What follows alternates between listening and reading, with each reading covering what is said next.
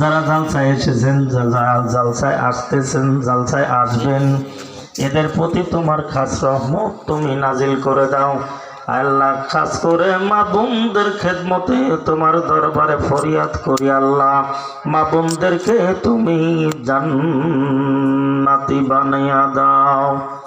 ওগো মাবুদ, এ মাহফিলখানা যতক্ষণ পর্যন্ত কোরআনুল কারীম রাসূলের সুন্নাহ অনুযায়ী আলোচনা হবে, এই রিয়াজুল জান্নাহকে তোমার খাস দরবারে তুমি কবুল করে নাও আল্লাহ। মাহফিলের উসিলায় আমাদের সকলের হিদায়াত নসিব করে দাও।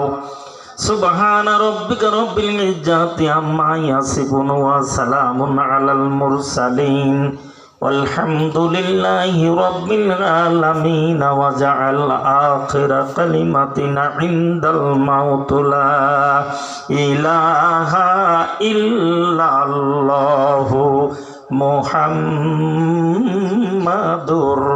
রাসূলুল্লাহ। জোরে লা ইলাহা, জোরে লা ইলাহা ইল্লাল্লাহ, জোরে লা ইলাহা, আরো জোরে, জোরে লা ইলাহা, জোরে লা ইলাহা ইল্লাল্লাহ, লা ইলাহা ইল্লাল্লাহ, জোরে লা ইলাহা ইল্লাল্লাহ, জোরে লা ইলাহা, লা ইলাহা ইল্লাল্লাহু মুহাম্মাদুর রাসূলুল্লাহ সাল্লাল্লাহু আলাইহি ওয়াসাল্লাম। ঘুমাইছেন? আল্লাহ সুবহানাহু ওয়া তাআলার দরবারে লাখ শুকরিয়া আদায় করছি, যেই মহান মনিব রাজাদিরাজ শাহানশাহ বাদশার বাদশাহ, বিশাল আকাশের মালিক, বিস্তীর্ণ জমিনের মালিক, কুল কায়নাতের মালিক আমার আল্লাহ রব্বুল আলামিনকে স্মরণ করছি। সকলের সমস্বরে জবান খুলে আওয়াজ দিয়ে পড়ছি আলহামদুলিল্লাহ। একটু জোরে তাকবীর দান তো, নারায়ে তাকবীর, নারায়ে তাকবীর। জোরে দেন, গরম ধরে যাবে, আমারও গরম ধরে গেছে, ঠিক আছে না? আর রাস্তাঘাটে দোকানপাটে যারা আছো সোনারা, তাড়াতাড়ি চলে আস ইনশাআল্লাহুল আজিজ। আমি সূরা ফিল, ছোট্ট একটু সূরা, মান ক্বালা লাহু সাদাকা, যে ব্যক্তি কুরআনুল কারীম দিয়ে কথা বলে সে হক কথা বলে, সত্য কথা বলে। সুবহানাল্লাহ, জোরে কর। আর কুরআনুল কারীম ছাড়া যারা কথা বলে তারা মিথ্যা কথা বলে। এই কথা কার? আল্লাহর। জোরে গান কার? আওয়াজ দিবেন জোরে ইনশাআল্লাহুল আজিজ। ছোট্ট একটু সূরা, খালি আমরা পড়ি আলাম তারা কাইফা ফাআলা রাব্বুকা বিআসহাবিল ফিল, কি পড়ি কি বুঝি না, ঠিক কি না? আজকে সুন্দর করে এই সূরাটা আমি আল্লাহ পাক মা তাওফিক ইল্লা বিল্লাহ সুবহানাকা লা ইলমা লানা ইল্লা মা আল্লামতানা আলাইহি তাওয়াক্কালতু ওয়া ইলাইহি উনীব। জোরকান আল্লাহুম্মা আমিন।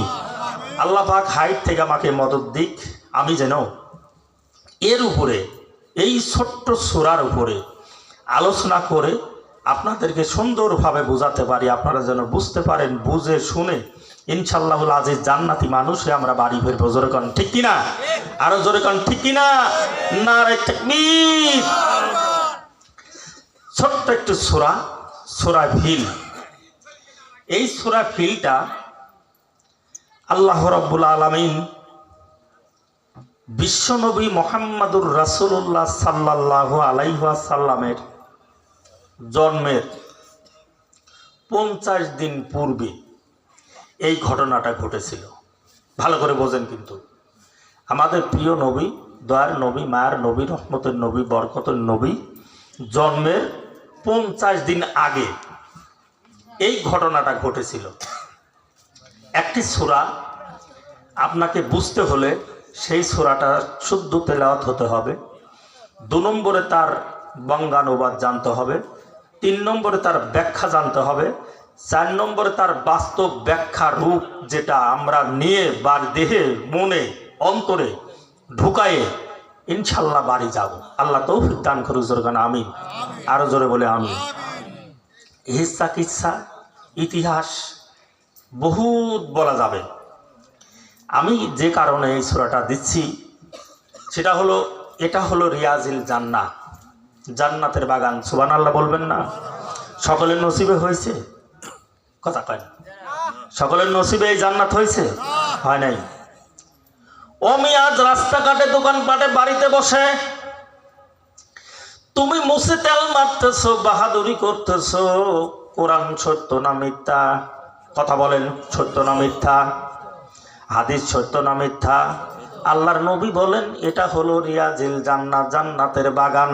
ওই যে আমার আজিজ ভাগিনা তিনি সুন্দর করে বলেছিলেন রিয়াজিল জান্নাত, রাসূলের রওজা থেকে মেম্বার পর্যন্ত যেই জায়গাটা আছে ওই জায়গাটা হলো রিয়াজিল জান্নাত। জোরে কোন সুবহানাল্লাহ।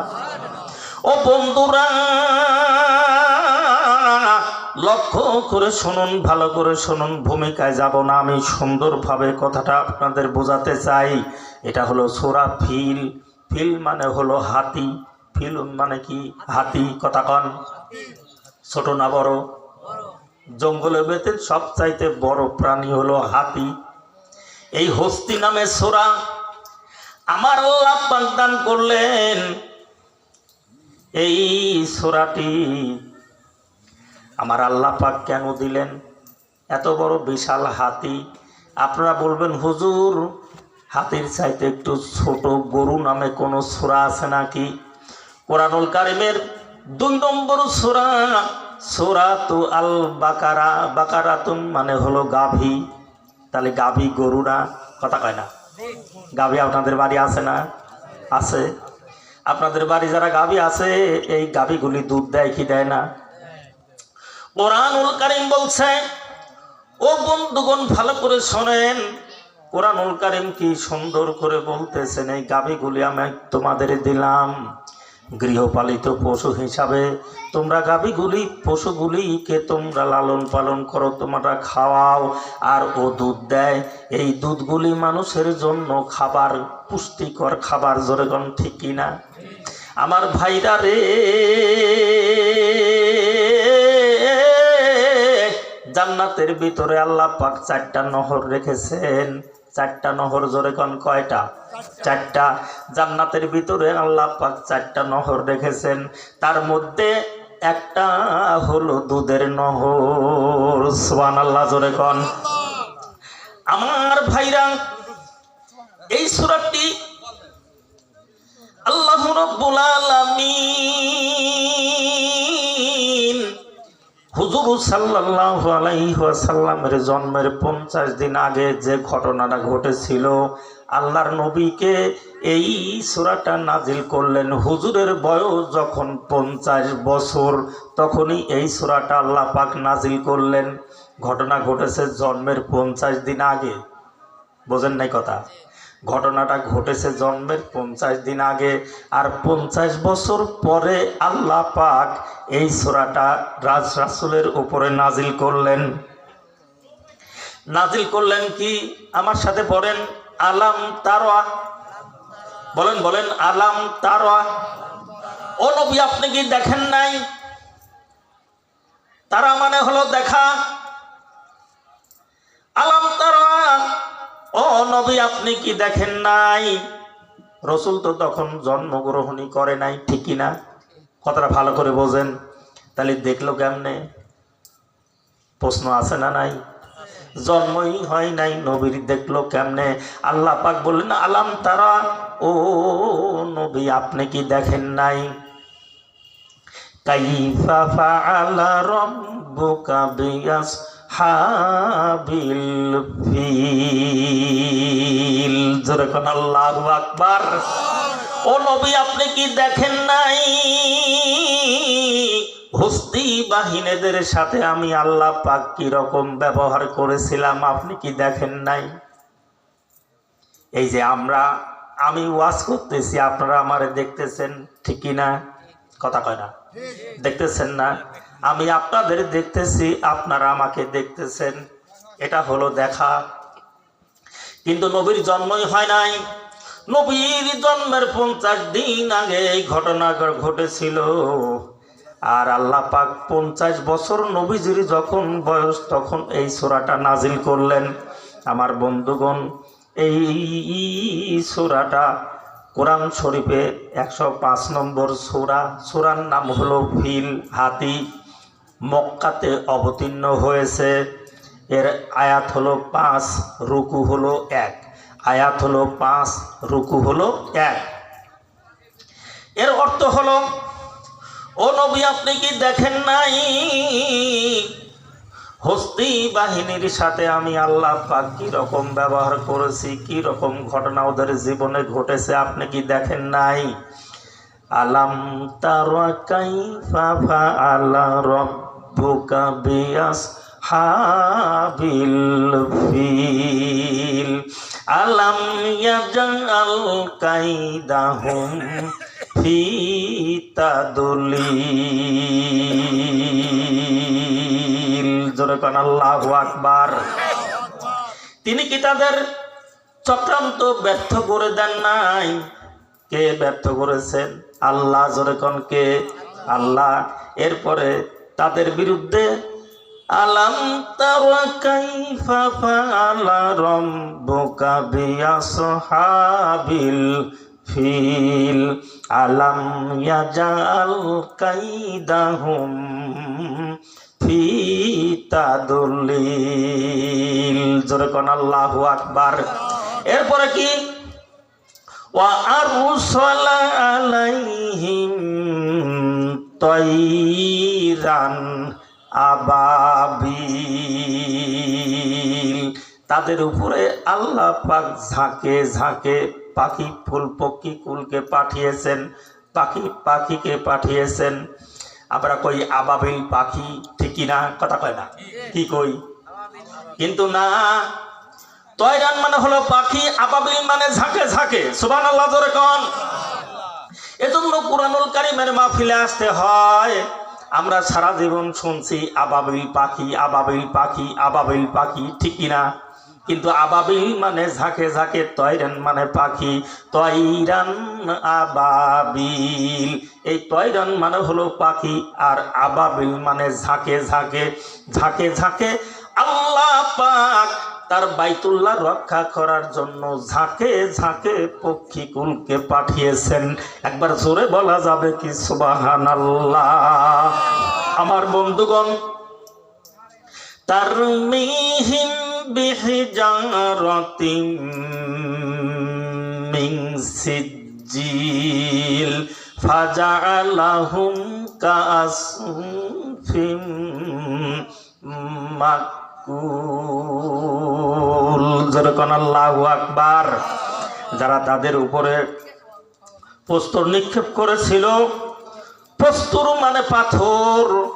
আমি বর্ণনায় যখন বিস্তারিত আলোচনায় আসব তখন বলবো, এই একটি পাখি 3টি পর্যন্ত পাথর নিয়েছে। 2টা পাথর পায়, একটা পাথর হলো ঠোঁটে। একটু ঘটনা, খুব সুন্দর ঘটনা সামনে আছে, আপনারা একটু বসে ধৈর্য ধরেন।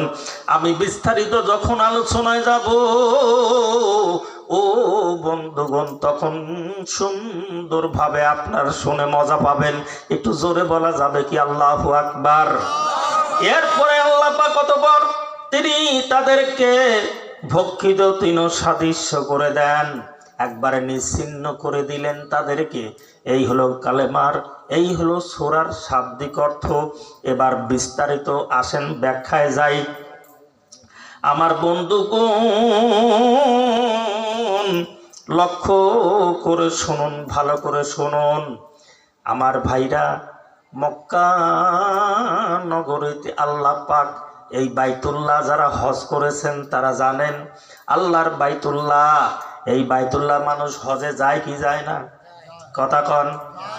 আল্লাহর বাইতুল্লাহ হজে যায়।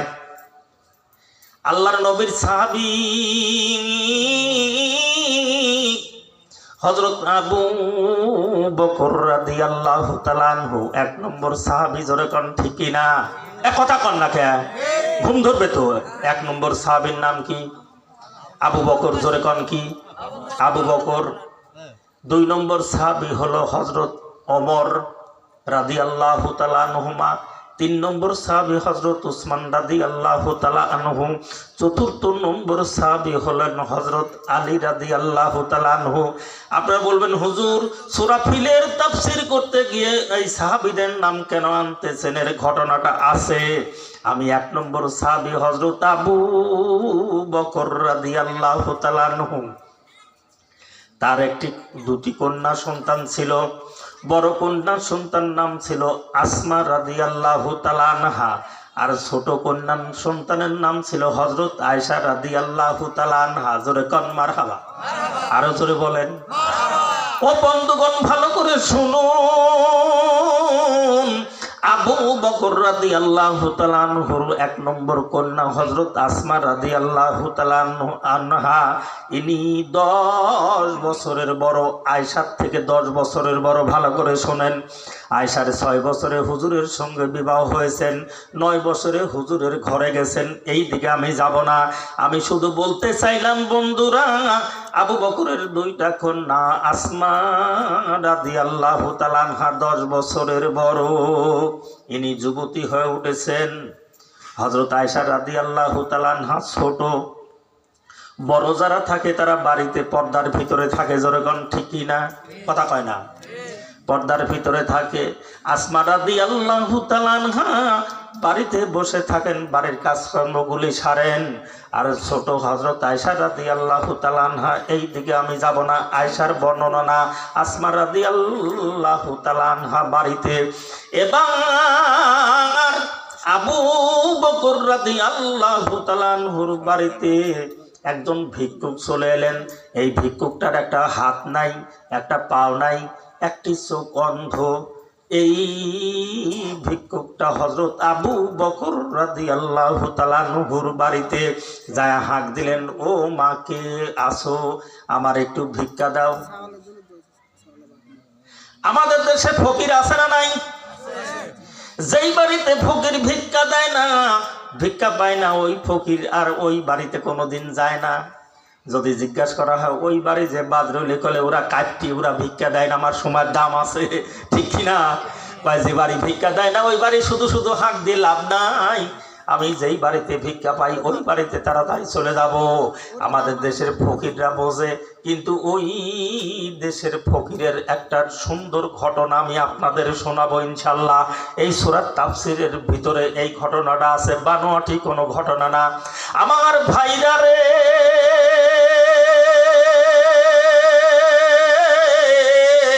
আবু বকর রাদিয়াল্লাহু তাআলা আনহুর বাড়িতে এই ফকির যায় ভিক্ষার জন্য হাঁক দিছে, মাগো মা,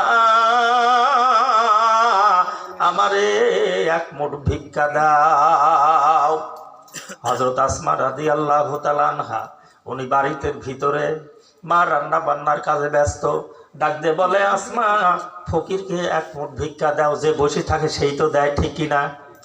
এই আসমা রাদিয়াল্লাহু তাআলা আনহা ফকিরকে গিয়ে ভিক্ষা দিলেন। ফকির চলে গেল। পরের দিন আবার ওই বাড়িতে, আবু বকরের বাড়িতে ওই ফকিরই আইছে। আমাদের দেশের ফকির যারা আছে সপ্তাহে 1 দিন যায়, ঠিক কিনা? যদি সোমবারে মোলগা যায়, রোববারে ভবানপুর যায়, অথবা শুক্রবারে ভেল্লাবাড়ি যায়, এরকম গ্রাম ভাগ করা আছে না নাই? কথা কয় না?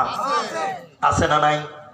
এই ফকির পরের দিন আবু বকর রাদিয়াল্লাহু তাআলা আনহুর বাড়িতে আবার এসে হাঁক দিয়েছেন, মাগো মা, আমার একটু 1 মুঠো ভাত দেন, আমার 1 মুঠো ভিক্ষা দেন। হযরত আসমা রাদিয়াল্লাহু তাআলা আনহা মা বললেন, মাগো মা, 1 মুঠ ভিক্ষা ফকিরে দিয়ে দাও। ফকির ভিক্ষা এসে দিয়ে দিতে দেখে, গতকাল যেই ফকিরকে ভিক্ষা দিয়েছিলাম সেই ফকিরই আজও দ্বারে হাঁক মারছে। উনি ভিক্ষা দিয়ে দিলেন। পরের দিন শুক্রবার, পরের দিন ওই ফকির আবার এসে ডাকতেছে, মাগো মা, আমি অভাবী মানুষ গো মা, আমার 1 মুঠো খানা দেন। হযরত আসমা রাদিয়াল্লাহু তাআলা আনহা এসে দেখে ওই ভিক্ষুক কিছু না বলে ওনাকে খাইতে দিলেন। খাইতে দেওয়ার পর জিজ্ঞাসা করলেন, মানুষে আসে সপ্তাহে 1 দিন, আপনি প্রতিদিন কেন আমাদের বাড়িতে ভিক্ষার জন্য আসেন? এই ফকির তখন ডাক দিয়ে বলে, ও গো মা, এই কথা তোমার বলতে হলে তোমার পিতা আবু বকর লাগবে, তোমার কাছে বলা যাবে না। জোরে কোন আল্লাহু আকবার। আসমা রাদিয়াল্লাহু তাআলা আনহা ফকিরকে খেতে দিলেন। ফকির খানা খেতেছেন, এমন সময় নামাজ পড়তে গেছে হযরত আবু বকর রাদিয়াল্লাহু তাআলা আনহু। মসজিদ থেকে নামাজ পড়ে বাড়িতে যখন ঢুকেছেন, ভালো করে শোনেন, বাড়িতে যখন ঢুকেছেন এমন সময় ও বন্ধুগণ, আসমা রাদিয়াল্লাহু তাআলা আনহা আবু বকর রাদিয়াল্লাহু তাআলা আনহুকে ডাক দিয়ে বলেন, আব্বু গো, এই ফকির প্রতিদিন আমাদের বাড়িতে আসে ভিক্ষার জন্য। এই লোকটা তো আমাদের আরবের মানুষের মতো দেখা যায় না, আফ্রিকার মানুষ, কালো কুচি, নাকটা বোঁচা, চ্যাপটা, চেহারাটা কেন আফ্রিকার মতো। ওগো আব্বু, ভিক্ষার জন্য আসে, আসুক, তাতে আমার কোনো প্রশ্ন নাই, কিন্তু প্রতিদিন আমাদের বাড়িতে ভিক্ষার জন্য আসে, আমি প্রতিদিন তারে ভিক্ষা দেই। আমি জিজ্ঞাসা করলাম, তোমার বাড়ি কই? তুমি কেন প্রতিদিন আমাদের বাড়িতে ভিক্ষার জন্য আসো? ফকির বলল, মাগো মা, এই কথা তোমার কাছে বলা যাবে না, এই কথা বলতে হলে তোমার পিতা আবু বকর লাগবে। জোরে কোন আল্লাহু আকবার। আমার ভাইরা, আবু বকরকে যখন এই কথা শোনায় দিলেন, আবু বকর রাদিয়াল্লাহু তাআলা আনহু ফকিরের কাছে গেলেন। Please sit down, this is my first request, please sit down. আমার বন্ধুগণ, ও বন্ধুগণ, ভালো করে শোনেন, লক্ষ্য করে শোনেন। এইবার আবু বকর রাদিয়াল্লাহু তাআলা আনহু ফকিরের কাছে যায় বললেন, ফকির বাবা, আপনি প্রতিদিন কেন আমাদের বাড়িতে ভিক্ষার জন্য আসেন? আমার মেয়ে জিজ্ঞাসা করেছে, আপনি বলেছেন আবু বকর ছাড়া এই কথা তোমারে বলা যাবে না। কি সমস্যা বাবা, তুমি বলো। তুমি তো আমাদের আরব কান্ট্রির মানুষ না, আরবের মানুষগুলি সুন্দর, চেহারাও ছিলাম বায়া খারা। এই মানুষটি তুমি তো বাবা কালো, তোমার একটা চোখ নাই, একটা হাত নাই, একটা পা নাই, তুমি প্রতিদিন আমাদের বাড়িতে ভিক্ষার জন্য আসো, কারণটা কি? ফকির দুই চোখের পানি জমিনে ছেড়ে দিয়ে হাও মাও করে কান্দে, বলে, ওগো আল্লাহর রাসূলের সাহাবী হযরত আবু বকর রাদিয়াল্লাহু তাআলা আনহু, এই কথা আপনারে বলা যাবে না, এই কথা বলতে হলে বিশ্ব নবীর দরবারে যেতে হবে। একবার জোরে বলা যাবে কি মারহাবা? নারে তাকবীর। আরো জোরে, আরো জোরে, নারে তাকবীর। আমার ভাইরা রে, আবু বকর রাদিয়াল্লাহু তাআলা আনহু ফকিরকে সঙ্গে করে নিয়ে চলে গেলেন মসজিদে নববীতে। আল্লাহর নবীর কাছে চলে গেলেন। আল্লাহর নবীর কাছে যায় বললেন, ইয়া রাসূলুল্লাহ, ইয়া হাবিবাল্লাহ, এই ফকির প্রতিদিন আমাদের বাড়িতে ভিক্ষার জন্য যায়, তারে জিজ্ঞাসা করা হয়েছে, বলছে এই কথা বলতে হলে আবু বকর লাগবে। আমি যখন এসে জিজ্ঞাসা করলাম, আমারে ফকির বেটা বলে, বিশ্ব নবীর দরবারে আমারে নিয়ে চলো, তোমারে বলা যাবে না, আমি আপনার কাছে নিয়ে এসেছি। ইয়া রাসূলুল্লাহ, ইয়া হাবিবাল্লাহ, আপনি এই কথাটা তার কাছে শোনেন, কেন প্রতিদিন আমাদের বাড়িতে ভিক্ষার জন্য যায়? আল্লাহর নবী জিজ্ঞাসা করলেন, ও ফকির বেটা, তুমি প্রতিদিন একই বাড়িতে ভিক্ষার জন্য যাও, কারণটা কি? ফকির বেটা দুই চোখের পানি জমিনে ছেড়ে দিয়ে খাও বাউ করে কান্দে আর বলে, ইয়া রাসূলুল্লাহ, ইয়া হাবিবাল্লাহ, আমি আপনার কাছে বলবো, শর্ত হলো দুইটা। জোরে কোন, কয়টা? আরো জোরে, আরো জোরে। দুইটা শর্ত। এই শর্ত দুইটা যদি আপনি পালন করেন, তাহলে অবশ্যই আমি আপনার কাছে খুলে বলবো ঘটনা। আল্লাহ নবী বললেন, তোমার কোনো ভয় নাই, তোমার কোনো টেনশন নাই, আমি বিশ্ব নবী তোমারে বলতেছি, কোনো ভয় নাই, বাবা তুমি বলো, তুমি বলো। ফকির বেটা বলে, ইয়া রাসূলুল্লাহ, ইয়া হাবিবাল্লাহ, আপনার জন্মের 50 দিন আগে এই ঘটনাটা ঘটেছিল। এই ঘটনাটা হলো আরবের সীমান্ত এলাকা, খুব ভালো করে শোনেন, আরবের সীমান্ত এলাকা একটা দেশ, এই দেশটা ছিল হলো ইয়ামেন। কোন দেশ? ইয়ামেন। এই ইয়ামিন আর আফ্রিকার সীমান্ত এলাকা। এই আফ্রিকার সীমান্ত এলাকা হলো আবিসিনিয়া, বর্তমানে ইথিওপিয়া। বর্তমানে কি? ইথিওপিয়া। বোঝানোর জন্য বলছি, আমাদের দেশ আর ইন্ডিয়া মাঝখানে বর্ডার আছে না নাই? আরো জোরে কোন আছে না নাই? ঠিক এই রকম আফ্রিকার সীমান্ত এলাকা বর্ডার হলো ইথিওপিয়া আমার ভাইরা। আর আরবের সীমান্ত এলাকা হলো ইথিওপিয়া, আর আফ্রিকার হলো আবিসিনিয়া বর্ডার। একবারে সীমান্ত এলাকা। সীমান্ত এলাকার নিকটে দুইটা দেশ। আফ্রিকার গভর্নর ছিলেন যিনি, ইনি তার সৈন্যকে, প্রধানমন্ত্রী, সৈন্যকে, প্রেসিডেন্টকে, প্রধানমন্ত্রীকে ডাক দিয়ে বলেন, ওগো প্রধানমন্ত্রী, ও সেনাবাহিনী প্রধান। এই সেনাবাহিনী প্রধান, এই প্রধানের নাম ছিল আরিয়াত। সেনাবাহিনীর প্রধান, তার নাম ছিল আরিয়াত। আমাদের বাংলাদেশের সেনাবাহিনীর প্রধানের নাম কি? ওয়াকারুজ্জামান। ঠিক কিনা? কথা কয় না রে? ওয়াকারুজ্জামান।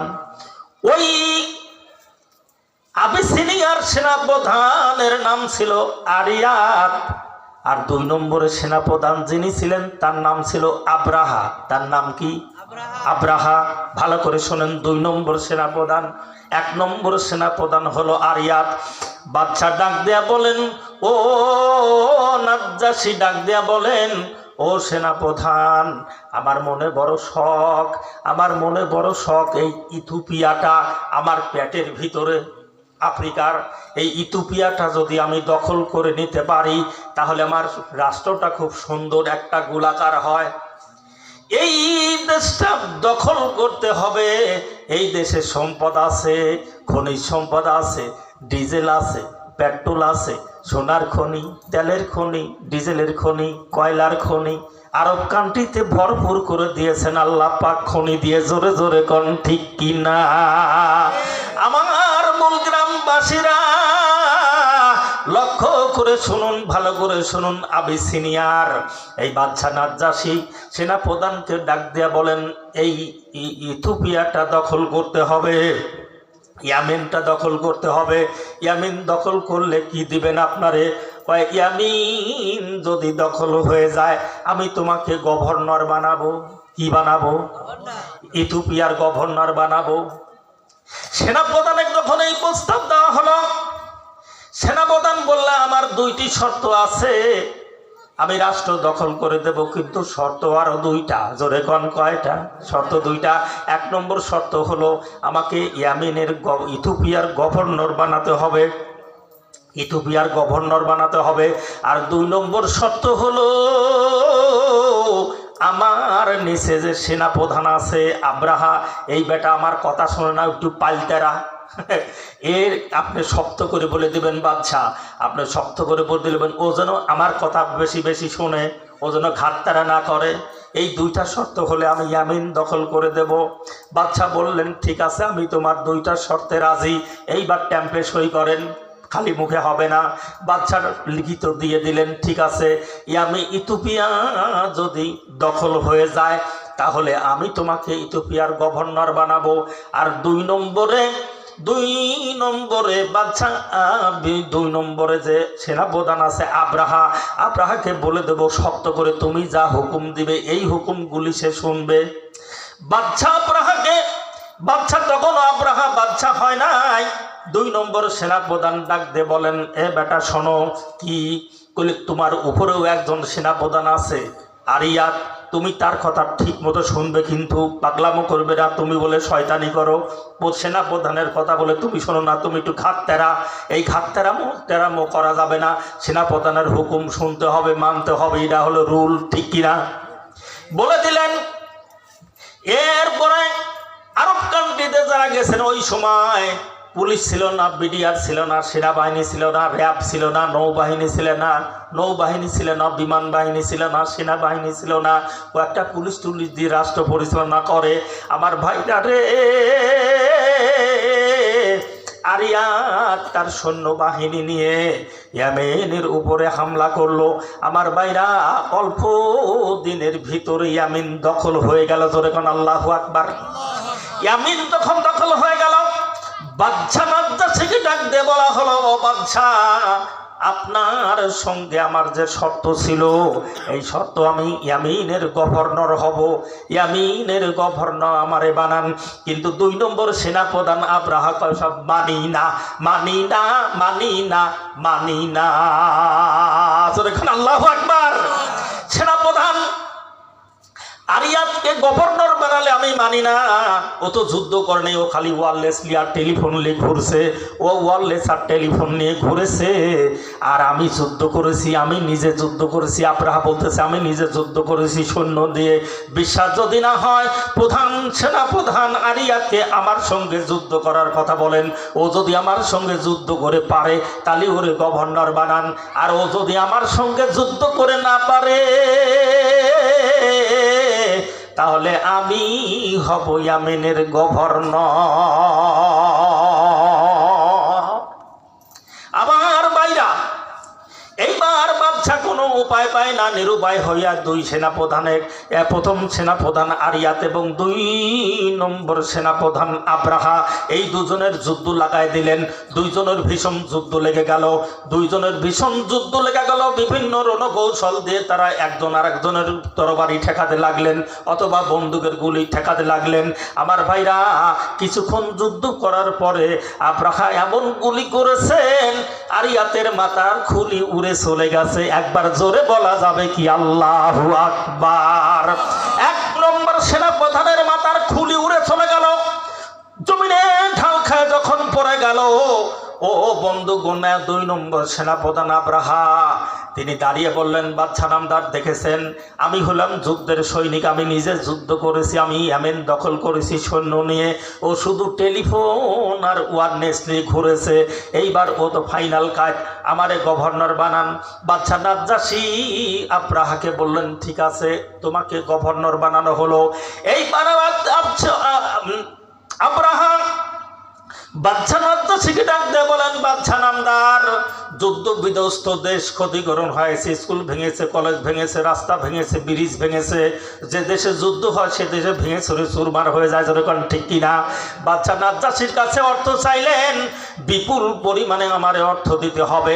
আমি ইয়ামিনকে এমন সুন্দর করে সাজাবো, আপনার দূর থেকে যারা প্রতিবেশী রাষ্ট্রপ্রধানরা আসবে, আপনার আমন্ত্রিত মেহমানরা আসবে, আমার ইয়ামিনে এসে তারা মেহমানদারি হবে। একবার জোরে বলা যাবে কি আল্লাহু আকবার। আমার বন্ধুরা, এইবার বিশাল ধন সম্পদ নিয়ে বাদশা নাজ্জাশীর কাছ থেকে আব্রাহা ইয়ামিন সুন্দর করে সাজাতে লাগলেন। রাস্তাঘাট করলেন, ব্রিজ করলেন, শিক্ষাঙ্গন করলেন, সমস্ত কিছু করলেন। এমন সুন্দর করে সাজালেন, গোটা ইয়ামিনটা সুন্দর একটা দেশ সাজালেন, সুন্দর একটা রাষ্ট্রে পরিণত করে দিলেন।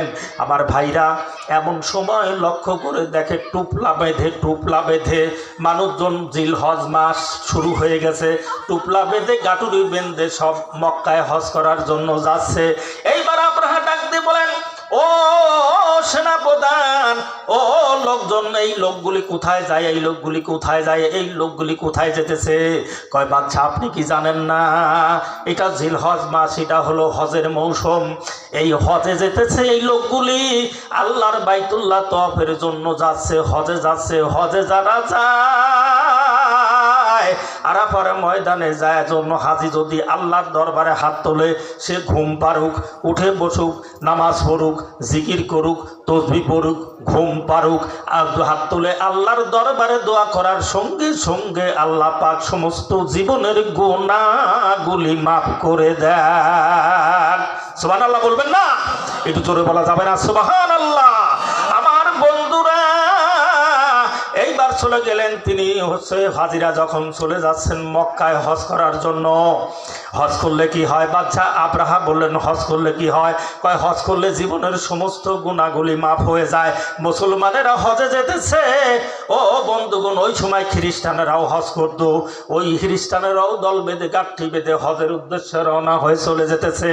এইবার হজের উদ্দেশ্যে যা লাগবে না, ওদেরকে ডাকো। ওদেরকে ডাকা হলো। বাদশা আব্রাহা ডাক দিয়ে বলে, তোমাদের হজে যেতে হবে না, আগামী বছর এমন একটা সুন্দর কাবা বানাবো, ওই ভাঙ্গা ছেঁড়া কাবায় হজে যাওয়া লাগবে না, আমার কাবায় তোমরা হজ করবে। নাউজুবিল্লাহ বলবেন না? আরো জোরে বলেন নাউজুবিল্লাহ। আমার বন্ধুগণ, এইবার মানুষগুলি চলে গেল হজে। হজ থেকে ঘুরে এসে উনি বাদশাহ আবরাহা নতুন একটা বাইতুল্লাহ, নতুন কাবা বানানো শুরু করে দিলেন। এত সুন্দর কাবা বানালেন, হীরা মণি মুক্তা জহরত দিয়ে তিনি সাজালেন, সুন্দর করে সাজিয়েছেন। সেকেন্ড কাবা বানালেন বাদশাহ আবরাহা।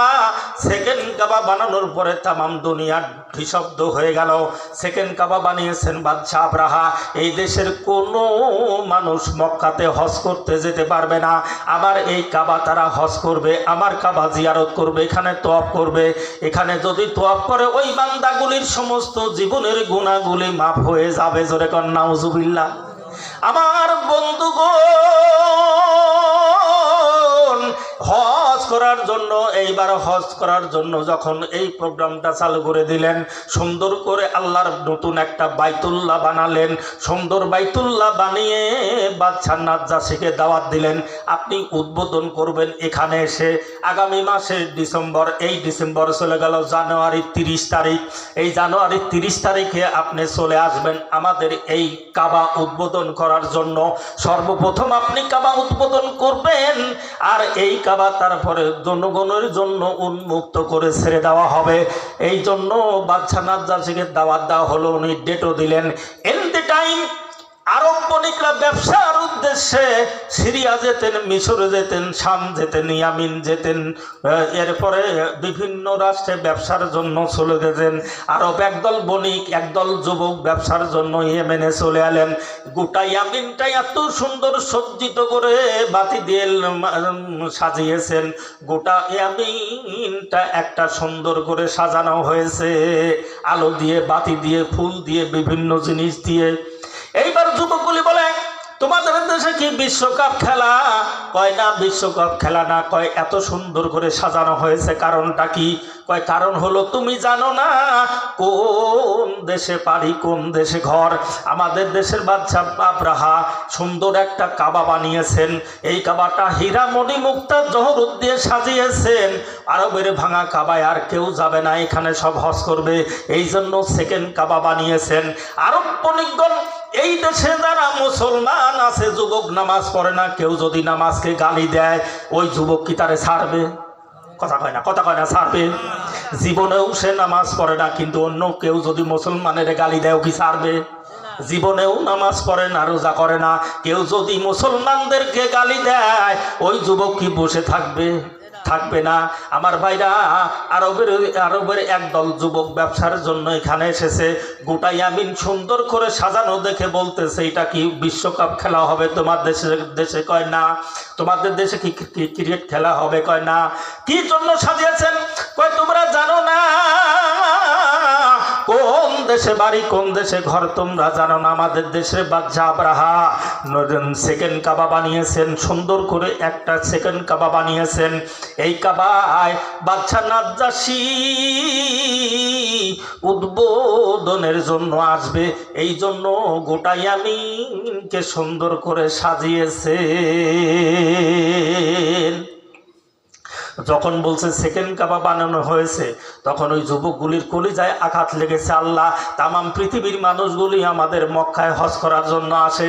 আমরা হাজিদের সেবা করি, আমরা হাজিদের খাবার দেই, আমরা হাজিদের পানি দেই, আমরা হাজিদের খেজুর দেই, আমরা হাজিদের সেবা করি। এই বিরাট রহমত থেকে আমরা বঞ্চিত হয়ে যাব। আগে চলো যাই ওই কাবাটা দেখি। বন্ধু বান্ধব সব কিছু কাপড়ের গাঁটটিগুলি বেঁধে রেখে এরপরে সেকেন্ড কাবা দেখার জন্য ওরা চলে এলেন। এসে দেখে আল্লাহর বান্দা এত সুন্দর করে একটা কাবা বানিয়েছেন। আরবের কাবা তো কোনো সাজসজ্জা নাই, ইদানিং একটু করেছেন, আগে ছিল একটা ভাঙাচিরা কাবা। আমার ভাইরা রে, এই যুবকগুলি সেকেন্ড কাবা দেখার জন্য চলে এসেছেন। এসে দেখে সুন্দর করে একটা সেকেন্ড কাবা বানিয়েছেন, হীরা মণি মুক্তা জহরত দিয়ে সাজিয়েছেন, জিলজিল করতেছে, ঝলক মারতেছে। এরপরে ভিতরে ঢোকার কোনো পারমিশন নাই। চতুর্দিকে 17 জন 18 জন মতান্তরে পুলিশ মোতায়েন করে রেখেছেন। এই পুলিশ আর বাইরের কোনো জনগণকে ঢুকতে দেয় না যতক্ষণ পর্যন্ত ওই দেশের বাদশা নাজ্জাশী এসে উদ্বোধন না করে, এতক্ষণ পর্যন্ত কোনো দর্শকের প্রবেশ নিষেধ। আমার ভাইরা, এরপরে পুলিশকে বললেন, ভাই একটু দেখতে দেন, আমরা অনেক দূর থেকে এসেছি, আমাদের দেখার খুব শখ। এই যুবক ঘরে আর ঢুকতে দেয় না। মতান্তরে 10 জন, মতান্তরে 12 জন যুবক ছিল। এই 12 জন যুবক আল্লাহর দরবারে ফরিয়াদ করে, আল্লাহ আমাদের গায়ে তুমি এমন শক্তি দাও গো আল্লাহ, এই পুলিশগুলিকে এক জায়গায় আটি বেঁধে আমরা এই কাবা না ভাঙা পর্যন্ত দেশে যাব না। জোরে জোরে কর আল্লাহু আকবার, নারে তাকবীর, নারে তাকবীর। আমার বন্ধুগণ, এই 12 জন যুবক আল্লাহর দরবারে হাত তুলে দোয়া শুরু করে দিলেন। আল্লাহ রাব্বুল আলামিন যুবকদের গায়ে 40 জনের যুবকের শক্তি দিয়া দিলেন। আমার বন্ধুরা রে, পুলিশ দিয়েওকে এক জায়গায় মুরগি যেমন এক জায়গায় বাইরে খাঁচার মধ্যে ভরে, ওই রকম ওই পুলিশগুলিকে এক জায়গায় হাত বাঁধলেন, পাও বাঁধলেন। এরপরে ফেলা থুয়ে তারা কাবার ভিতরে ঢুকলেন। কাবার ভিতরে ঢুকে দেখে এত সুন্দর কাবা বানিয়েছেন, হীরামণি মুক্তা জহরত দিয়ে ভরা। এই কাবার গুলি না মারা পর্যন্ত আমরা মক্কায় ফিরব না। ওরা কাবার ভিতরে ঢুকলেন।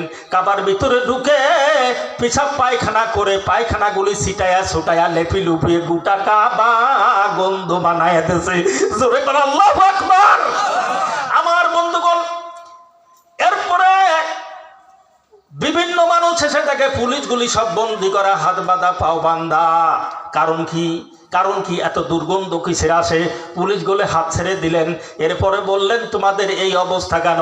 কয় একদল বণিক এসেছিলেন, একদল যুবক এসেছিলেন। ওরে ভাই, তাদের গায়ে শক্তি, একজনের গায়ে 10 জনের শক্তি। আমরা পারি নাই, আমরা ওদের সাথে পারিনি। আমাদের হাত বাঁধছে, পাও বাঁধছে, আমারে ফেলে রেখে ওই কাবা দুর্গন্ধ করে দিয়ে গেছে।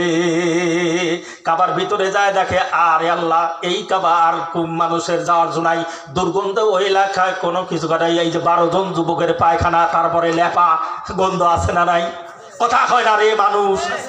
এই গন্ধের কারণে বাদশা আব্রাহা নাজ্জাশীকে ডাক দিয়ে বলেন, বাদশা নামদার, আপনার ডেট পরিবর্তন করেন, এই কাবা পরিষ্কার করে ভালো করে না ধৌত পর্যন্ত আপনার এখানে আনা যাবে না। এটা পরিবেশ ভালো হোক, এরপরে আপনাকে আনবো, এই ডেট চেঞ্জ করেন। এই অবস্থা করে ওই বণিকগণ তারা চলে গেলেন মক্কায়। আমার ভাইরা, বাদশা আব্রাহা এই বাইতুল্লাহর এই অবস্থা দেখে তিনি এমন ডাগা রাখলেন, এমন ডেগে ডেগে হীরামণি মুক্তাগুলি তিনি সব কিছু খুলে নিয়ে বাড়িতে চলে আসলেন। আর এই সেকেন্ড কাবা ধরে শপথ করলেন, যতক্ষণ পর্যন্ত ওই মক্কার আল্লাহর কাবা না ভাঙতে পারবো, এতক্ষণ পর্যন্ত বিবি স্পর্শ করব না। কসম খাইলেন। আমার বন্ধুগণ, ভালো করে শোনেন। এ মুসলমান, মূল গ্রামের মুসলমান, মুসলমানের ঘরে জন্ম নিয়ে মুসলমান আমরা দাবি করি, কিন্তু মুসলমান হওয়া তো সোজা ব্যাপার না। জোরে কোন ঠিক কিনা? বলি ঘরে শুয়ে থাকি, এখানে জালসা দিয়ে তোমরা মজা মারতেছো, আল্লাহ বোধহয় বোঝে না? কথা কয় না রে, কথা কয় না রে? কত নাইছেন সব কিছু। মায়াল ফিজু মিন কাউলিন ইল্লা লাদাইহি রাকিবুন আতীদ। যখন আল্লাহু আকবার। মানুষ এমন কোনো কাজ করে না, এমন কোনো কথা বলে না যা ফেরেশতারা রেকর্ড করে রাখে না, ছবি করে রাখে না। এখানে যত মানুষ এসেছেন প্রত্যেকটা মানুষের ছবি হতেছে কি হতেছে না? এই যে ক্যামেরা, এই ক্যামেরা লাইভ চলতেছে, গোটা দুনিয়ার মানুষ দেখতেছে। মানুষ যদি মানুষের তৈরি করা মেশিন দিয়ে যদি গোটা দুনিয়ার মানুষকে দেখাতে পারে, আল্লাহ রাব্বুল আলামিন কি আপনাদের ছবি দেখাতে পারে না? পারে কি পারে না? সব কিছু ছবি হতেছে। ও বন্ধুগণ, আল্লাহর নবী বলেছেন এটা হলো রিয়াজুল জান্নাহ। আল্লাহর নবীর কথা সত্য না মিথ্যা? কথা বলেন, সত্য না মিথ্যা? আমরা ইমানের দাম দেই না, কোরআনের দাম দেই না, রসুলের সুন্নাহর দাম দেই না বলে আমাদের জীবনের অভাব অনটন যায় না। জোরে কোন ঠিক কিনা? কথা বলেন। আমি ওই দিকে যাব না, আমি আপনাদের বলতে চাইলাম যেই কথা। এইবার বাদশাহ আব্রাহা কসম খাইলেন, আল্লাহর বাইতুল্লাহ ভাঙা কাবা না ভাঙা পর্যন্ত আমি তেল স্পর্শ করব না, অথবা নারী স্পর্শ করব না। প্রতিজ্ঞা করলেন, কসম খাইলেন। বাদশাহ নাজ্জাশীর কাছে বললেন, বাদশাহ নাজ্জাশী সাহেব, আমার বাইতুল্লাহ আমার সেকেন্ড কাবা অপমান করেছে, আমার সেকেন্ড কাবা নষ্ট করেছে, আমি আল্লাহর ঘর ভাঙবো। আমারে হাতি দেন, আমারে টাকা দেন, আমারে পয়সা দেন, আমারে সৈন্য দেন। বাদশাহ নাজ্জাশী 10,000 সৈন্য দিলেন। মতান্তর আছে, এখানে মতভেদ আছে আমার ভাইরা। বাদশাহ নাজ্জাশী 10টা হাতি দিলেন, বড় বড় 10টা হাতি দিলেন। সেই হাতির আগে যেই হাতিটা সর্বপ্রথম যায় ওটার নাম হলো মাহমুদ, ঠিক কিনা? হাতির পালের বড় হাতিটা যেই দিকে যায় ওইটার নাম হলো মাহমুদ। এরপরে রওনা হলো আল্লাহর বাইতুল্লাহ ভাঙার জন্য, রওনা হলো তারা যুদ্ধের সরঞ্জাম আদি নিয়ে রওনা হলেন। আমার ভাইরা রে, ও বন্ধুগণ, সৈন্য সামন্ত্র নিয়ে, অস্ত্র শস্ত্র নিয়ে, হাতি নিয়ে তারা রওনা হলো আল্লাহর বাইতুল্লাহ ভাঙার জন্য। যারা হজে গেছেন মুজদালিফা পর্যন্ত তারা চলে এসেছে। মুজদালিফা থেকে জমজম টাওয়ার, ওখান থেকে দেখা যায় 6.5 কিলোমিটার, 6.5 কিলোমিটার। আমার ভাইরা, এই মুজদালিফায় আসার পরে তারা রাস্তা ভুলে যায়। এই যে দেখা যায়, ওই যে কাবা দেখা যায়, ওই যে কাবা দেখা যায়, কিন্তু কাবার দিকে যায়, হাতি ঘুরে বাম দিকে যায়, আবার রাস্তা ঠিক করে দেয়। আবার যখন ঠিক করে আল্লাহর বাইতুল্লাহর দিকে হাতি পরিচালনা করে, হাতি ঘুরে আবার অন্য দিকে চলে যায়। এই ক্ষমতা আল্লাহর আছে না নাই? আর রাস্তে কোনা আছে না নাই? আমার ভাইরা, হাতি ঘুরে ঘুরে যখন আবার গন্তব্যস্থলে মুজদালিফায় চলে আসে, এই কি ব্যাপার, আমরা তো গেলাম মক্কার দিকে, চলে এলাম মুজদালিফায়। আমার বন্ধুগণ, এই রকম ঘুরতে ঘুরতে ঘুরতে ঘুরতে তাদের খাবার রসদ সব ফুরে গেল। খাবার রসদগুলি যখন সব ফুরে গেল, আমার ভাইরা, এই সময় ওই কাবার মুতাল্লি ছিলেন রাসূলের দাদা আব্দুল মুত্তালিব। আব্দুল মুত্তালিব বিশাল বড় মেষের পাল ছিল, উটের পাল ছিল। আমার ভাইরা, কথা বলে না, আমার বন্ধুগণ, বিশাল বিশাল উটের পাল ছিল, ছাগলের পাল ছিল, দুম্বার পাল ছিল।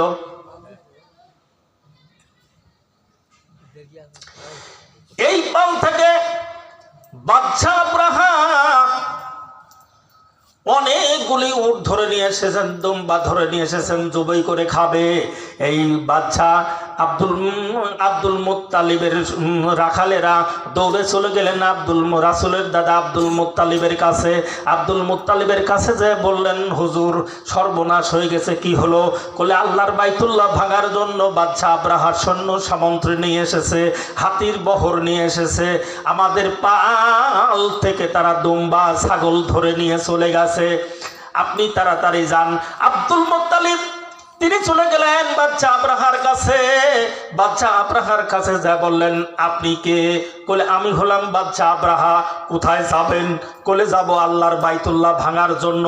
আল্লাহর বাইতুল্লাহ ভাঙার জন্য আমরা যাব। তা আমার বকরি ছাগলগুলি, আমার উটের পাল থেকে আপনারা এই সব পশুগুলি ধরে এনেছেন কেন?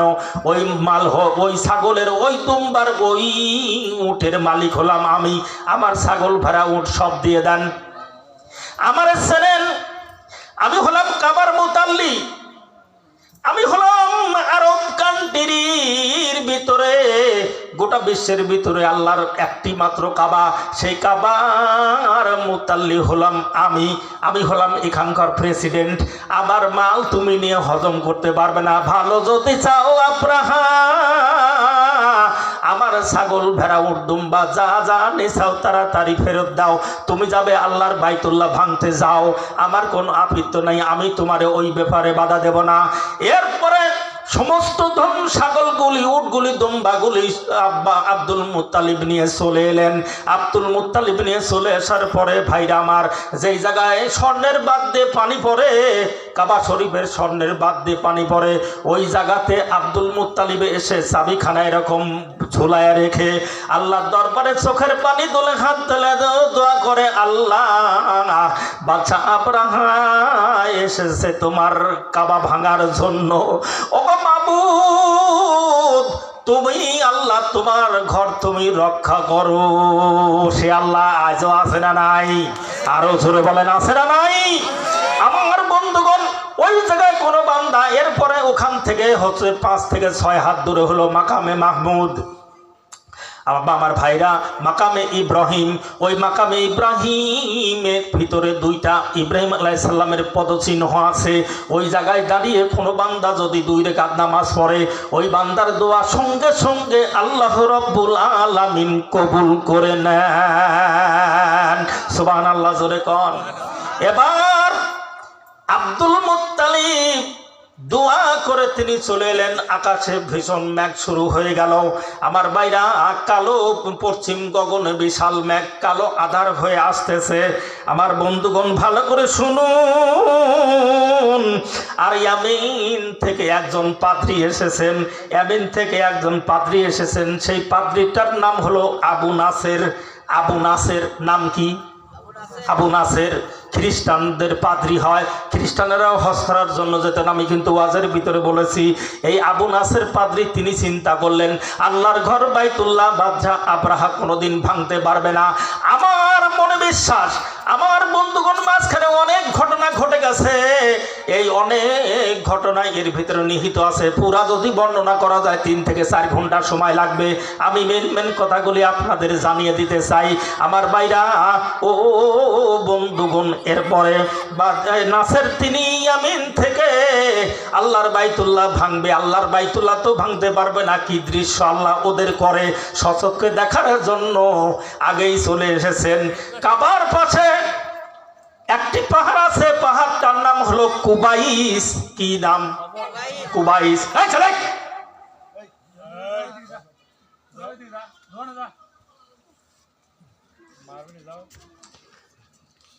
একটি পাহাড় আছে, পাহাড়ের নাম কি?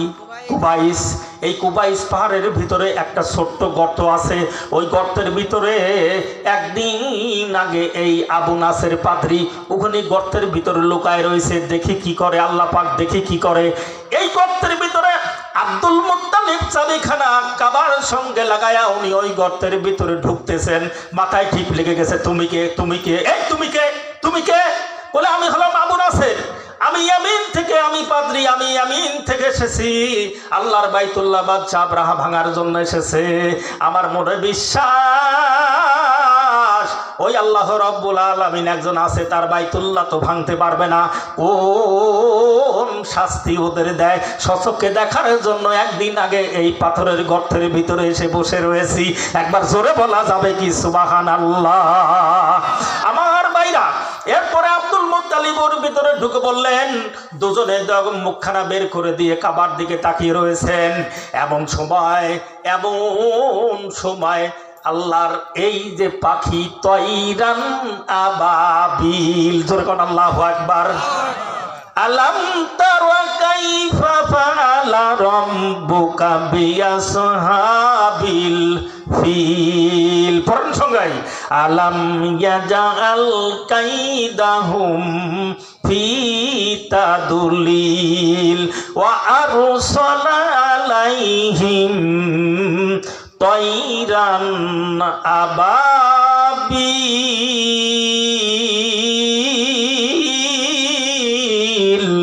তারমিহিম বিহিজারাতিম মিন সিজ্জিল ফাজআলাহুম কাআসফিম মাকুল। জোরে কোন আল্লাহু আকবার। আমার বন্ধুগণ, এরপরে ঝাঁকে ঝাঁকে পাখি ঝাঁকে ঝাঁকে পাখি এসে আল্লাহর বাইতুল্লাহ কাবার উপরে উড়া শুরু করে দিলেন। আকাশে যেমন মেঘ জমে এরকম মেঘের মতো হাজার হাজার লক্ষ লক্ষ আবাবিল পাখি, না আসলে আবাবিল মানে ঝাঁকে ঝাঁকে, আমি আগে বলেছি তয়রান মানে পাখি, আবাবিল মানে ঝাঁকে ঝাঁকে, ঝাঁকে ঝাঁকে পাখি। একটি পাথর হলো ঠোঁটে আর দুইটি পাথর হলো দুই পায়ে, তিনটি পাথর নিয়ে চলে এসেছেন, খালি উঠতেছেন। এইবার ওই হস্তি বাহিনীকে যখন আগের দিকে দেয়, কাবার দিকে দেয়, আমার বাইরা কাবার দিকে আর এগায় না। কিছু দূর আসার পরে ওই যে বড় হাতিটার মাহমুদ, ওই হাতি শুয়ে পড়েছেন। হাতির স্বভাব হলো একটি হাতি যখন আগে শুয়ে পড়ে, নেতা যখন শুয়ে পড়ে, পাশের গুলি সব শুয়ে পড়ে, জোরে খান ঠিক কিনা। এইবার বড় হাতি যখন শুয়ে পড়েছেন আর কাবার দিকে যায় না, ওই ছোট পিছনে যত হাতি ছিল সমস্ত হাতিগুলি সব শুয়ে পড়েছেন। এমন পিটানো পিটায়, মাথার উপরে লোহার হাতুড়ি দিয়ে পিটানো হচ্ছে, রক্ত হয়ে যাচ্ছে। রক্ত কিন্তু হাতির রক্ত সাদা, ঠিক কিনা, কথা কয় না? হাতির রক্ত আটার মতো না, সাদা। এই যত রক্ত বেরাই হাতি আর আগের দিকে আগায় না। আল্লাহ রাব্বুল আলামিন ঝাঁকে ঝাঁকে পাখি, এদিকে খেয়াল করেন, ঝাঁকে ঝাঁকে পাখি থেকে যখন পাথর ছুটতেছেন, একটা মানুষের মাথার যখন একটি পাথর পড়ে, ওই পাথর ভিতরে নারী ভুড়ি সব গিয়ে পার তলা দিয়ে একবার বের হয়ে যায়, সঙ্গে সঙ্গে মনের মতন গলে জমিনে গলে যায়। আল্লাহু আকবার।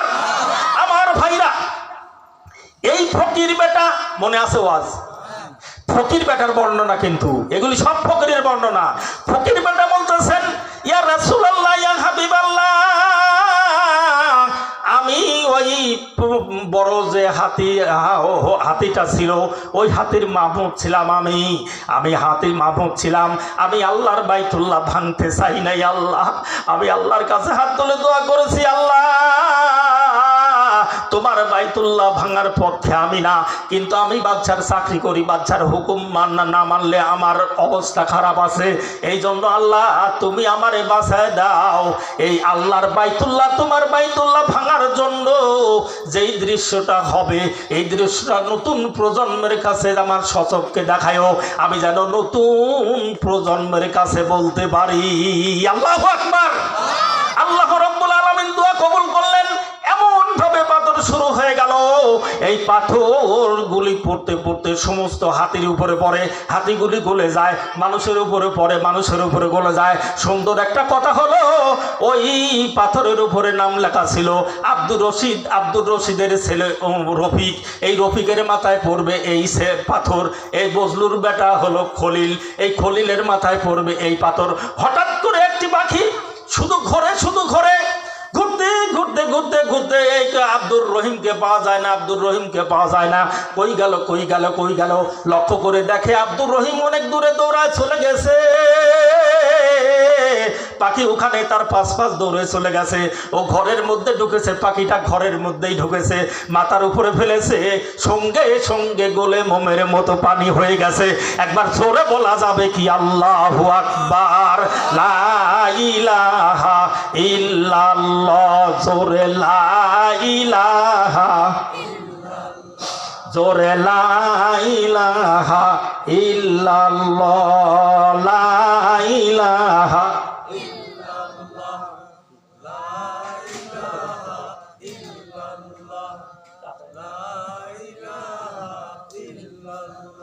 জোরে লা ইলাহা,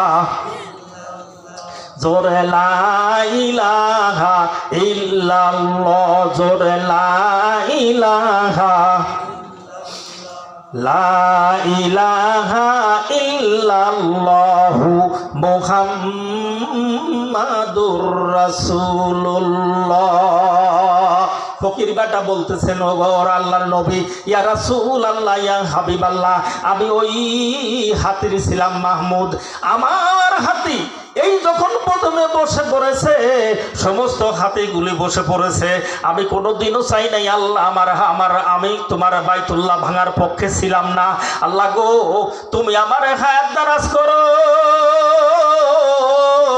আর আল্লাহ যারা ভাঙতে এসেছে এদের করুণ অবস্থা যা হয় আমার চোখে দেখার তৌফিক দাও। আমি এই অবস্থা দেখেছি, কোত্থেকে যেন আমি অজ্ঞান হয়ে গেছি। একদিন পরে আমি চেতন পেয়ে দেখি আমার একটা চোখ অন্ধ হয়ে গেছে, আমার একটা হাত অন্ধ চলে গেছে, আমার একটা পা চলে গেছে। এই ঘটনা আমি কোনো আরবের মানুষের কাছে বলি নাই। যদি তারা আমার উপরে আক্রমণ করে, রাগ আছে না নাই? আল্লাহর বাইতুল্লাহ ভাঙার জন্য যারা আসে আরব কান্ট্রির মানুষগুলি, তাদের উপরে রাগ আছে না নাই? এই জন্য ইয়া রাসূলুল্লাহ, ইয়া হাবিবাল্লাহ, আমি এই জন্য আপনার কাছে বলেছি ইয়া রাসূলুল্লাহ আমারে নিরাপত্তা দিবেন। আপনি বলেছেন নিরাপত্তা দেব, কোনো ভয় নাই, তোমার নির্ভয়ে তুমি ঘটনাটা বলো। ইয়া রাসূলুল্লাহ আমি অন্ধ মানুষ, আমি ওই আবু বকরের বাড়ির ওই রাস্তা ছাড়া অন্য কোনো রাস্তা আমার পরিচিত না, অন্য কোনো রাস্তা আমার পরিচিত না। অন্য কোনো রাস্তায় গেলে আমার জীবন নাশের আশঙ্কা ছিল। এই জন্য আমি প্রতিদিন আবু বকরের বাড়িতে ভিক্ষার জন্য যেতাম। নারায়ে তাকবীর। আমার বন্ধুগণ, ইয়া রাসূলুল্লাহ, ইয়া হাবিবাল্লাহ, এই হলো এই সূরা ফিলের মূল ঘটনা। এই ঘটনাটা আমি বর্ণনা করেছি। ইয়া রাসূলুল্লাহ আমারে কি কেউ মাফ করে দেওয়া যায় না?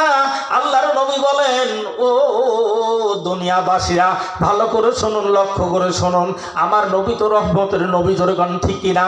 আমার নবী বরকতের নবী, আমার নবী মায়ার নবী। আমার নবীজির হাত ধরে ওই অন্ধটা বললেন, ইয়া রাসূলুল্লাহ, ইয়া হাবিবাল্লাহ আমারে আপনি কবুল করে নেন, আপনার দলে আমারে অন্তর্ভুক্ত করে নেন। আল্লাহর নবী বললেন, ও বেটা ফকির, যতদিন পর্যন্ত তুমি থাকবে আসাবে সুপার ভিতরে তুমি থাকবে, যে এরপরে যদি খানা আসে তুমি খাইবা, আর খানা যদি না আসে আমার সাহাবীরা যেইভাবে থাকে ওইভাবে জীবন যাপন করবে। একবার জোরে বলা যাবে কি সুবহানাল্লাহ? আমার বন্ধুগণ, এই হলো সূরা ফিলের মূল ঘটনাটা আমি আপনাদের জানালাম। আমার ভাইরা ও বন্ধুগণ, একটি সূরা থেকে আলোচনা করলে এই আলোচনা কি জন্য? আমরা মুসলমান, আমরা কোরআন আমাদের সবচাইতে বড়, আমাদের এই কোরআন হলো মহাগ্রন্থ আল কোরআন, সবচাইতে বড় কিতাব, সবচাইতে শ্রেষ্ঠ কিতাব হলো কোরআন। আর সবচাইতে শ্রেষ্ঠ নবী হলো আমার নবী, দয়ার নবী, মায়ের নবী, রহমতের নবী, বরকতের নবী। জোরে জোরে কোন ঠিক কিনা? শ্রেষ্ঠ নবীর উপরে আল্লাহ পাক শ্রেষ্ঠ কিতাব নাজিল করেছেন। আমরা যত মানুষ এখানে আছি, এই মূলগ্রামবাসী, আমাদের মৃত্যু আছে না নাই? আরো কোন আছে না নাই? মৃত্যু আমাদের অনিবার্য, আমাদের অনিবার্য, মৃত্যু আমাদের অনিবার্য। যেহেতু কবরস্থানের মাহফিল না, এই জন্য আমি কবরের এই ওয়াজগুলি করতেছি না। আমার ভাইরা ও বন্ধুগণ, সূরা ফিলের তাফসীরটা আমি আপনাদের শোনালাম। আমার ভাইরা, এরপরে মানুষ যখন মারা যায়, কবরের ভিতরে যখন ডাকা হয়, ওই জায়গায় তিনটা প্রশ্ন করা হয়। এক নম্বরে মান রব্বুকা আছে না নাই? কথা কন। দুই নম্বরে আমার দিন উকা আছে না নাই? তিন নম্বরে আমার নবী উকা আছে না নাই? ফেরেশতারা এসে যখন তিনটা প্রশ্ন করবে, আমার ভাইরা লক্ষ্য করে শুনুন, ভালো করে শুনুন। আল্লাহর কোরআনুল কারীম আপনি যদি মহব্বত করেন, আপনি যদি ভালোবাসেন, আমরা কোরআনের পক্ষে আসি না নাই?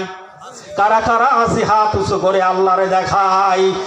নারায়ে তাকবীর, নারায়ে তাকবীর। আল কোরআনের আলো, আল হাদিসের আলো, নারায়ে তাকবীর। আলহামদুলিল্লাহ, হাত নামান। আমরা যে আল্লাহর কোরআনুল কারীমের পক্ষে আছি তার বাস্তব নমুনা এইবার আপনারা পাবেন ইনশাআল্লাহ। এইবার কবরের ভিতরে ফেরেশতা আসছে, এসে বলবে মান রব্বুকা, কবরে মান ওমা দীনুকা, মান নাবিয়ুকা। এরপরে দাঁড়ায় যাবে, দেখা যাবে মানুষ নাই। ফেরেশতারা জিজ্ঞাসা করবে প্রশ্ন, কিন্তু কবরের ভিতরে ঢুকে দেখবে মানুষ নাই। সবুজ রঙের একটি পাখি বসে আছে, জোরে কোন সুবহানাল্লাহ।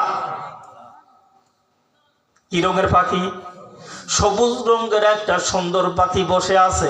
সবুজ রঙের যদি কোনো পাখি হয়, দেখতে মজা লাগে না? কথা কয় না রে? সুন্দর দেখা যায় না? সুন্দর একটা সবুজ রঙের পাখি কবরের ভিতরে। ফেরেশতারা ডাক দিয়ে বলে, লাশ গেল কই, মানুষ গেল কই, মানুষ গেল কই? এই মাত্র তো রেখে লোকজন 40 কদম যেতে না যেতেই আমরা হাজির হয়ে গেছি, মানুষ গেল কই? পাখির জবান খুলে যাবে, সুবহানাল্লাহ জোরে কোন। পাখি ডাক দিয়ে বলবে, ও মুনকার নাকির ফেরেশতা,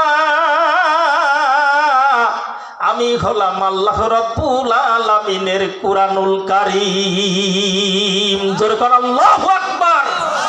সেই কুরআনুল কারীমকে এই পৃথিবীতে বজায় রাখার জন্য আমরা ইনশাআল্লাহ জীবন দিয়ে হলেও রাজি আছি না নাই? আছি। সেই কুরআন আপনার মাথার সামনে দাঁড়িয়ে যাবে, ফেরেশতা আসবে, এই প্রশ্ন করা যাবে না তুমি কে, আমি কোরআন। 4টা আমল যদি জীবনে করতে পারেন, কবরে আযাব আল্লাহ পাক মাফ করে দিবেন। কবরে আযাব আছে না নাই? আরো জোরে বলেন, আছে না নাই? আমার ভাইরা লক্ষ্য করে শুনুন, কবরের আযাব কত বড় লক্ষ্য করে শুনুন। ছোট্ট একটি ঘটনা দিয়ে আমি আমার মূল আলোচনায় চলে যাব।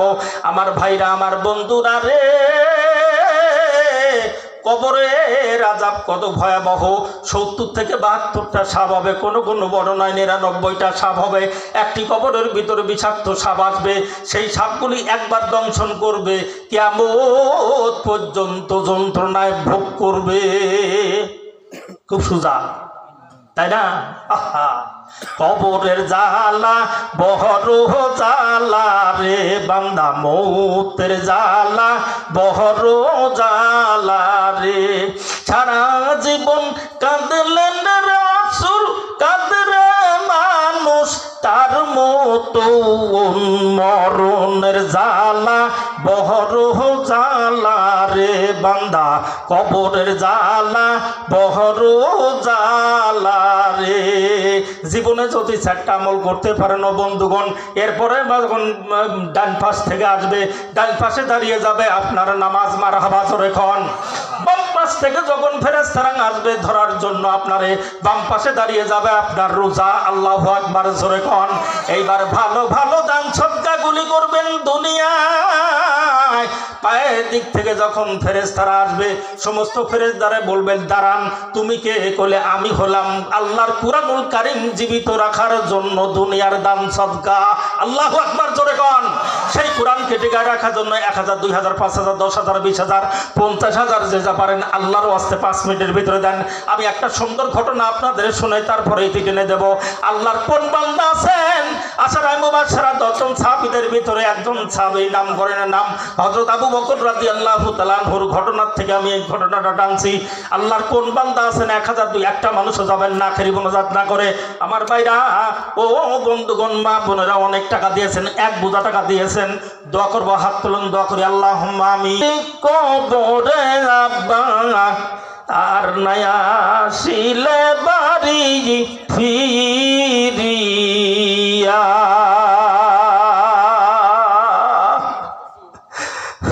কেমন ঘুমাইলা মাটির কবরে আম্মা, আর নয়া শিলে বাড়ি ফিরিয়া।